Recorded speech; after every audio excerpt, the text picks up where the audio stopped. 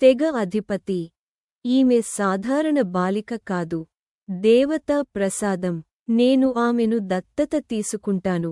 సమ్మక్క, మన గిరిజనులపై అన్యాయం జరుగుతోంది. మనం మౌనంగా ఉండకూడదు, పోరాడాలి. సారలమ్మ, అమ్మా, నేను కూడా నీతో ఉంటాను.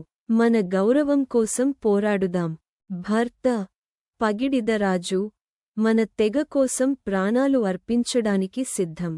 అల్లుడు జంపన్న, మన రక్తం చిందించినా సరే అన్యాయానికి తలవంచం. సైనికుడు, పన్నులు చెల్లించకపోతే మీ గ్రామాన్ని నాశనం చేస్తాం. సమ్మక్క, మన భూమి, మన జీవితం మీద మీకు అధికారం లేదు. వెనక్కి వెళ్ళండి.